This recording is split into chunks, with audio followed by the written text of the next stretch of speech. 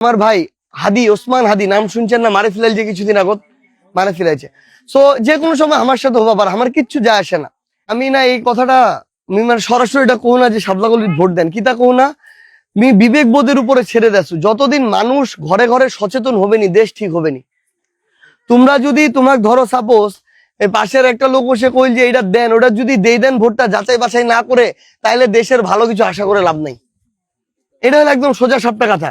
আমরা যদি নিজে সারা জীবন চলার ব্যাপারটা কেঙ্গে ভালো হবে এটা বুঝি, তাহলে ভোটটা কোনটা দিলে ভালো হবে এটা বুঝবো নি আমরা, এটা বুঝবা হবে। এইটা যতদিন বোঝা হবে নি দেশটা ভালো হবে নি। তো শিক্ষা কহ, স্বাস্থ্য কহ, এরপরে চিকিৎসার বিষয় কহ, কর্মসংস্থান কহ, দুর্নীতি প্রতিরোধ কহ, আমরা আমার জায়গা থেকে জান প্রাণ দিয়ে চেষ্টা করব। এই চেষ্টা করবা যে আমার ভাই হাদি, ওসমান হাদি নাম শুনছেন না? মারে ফেলাইল যে কিছুদিন আগত মারে ফেলাইছে। সো যে কোনো সময় আমার সাথে হবা পারে, আমার কিচ্ছু যায় আসে না। আল্লাহ আমাকে যে আন্দোলনের সময় বাঁচা রেখেছে এটাই অনেক।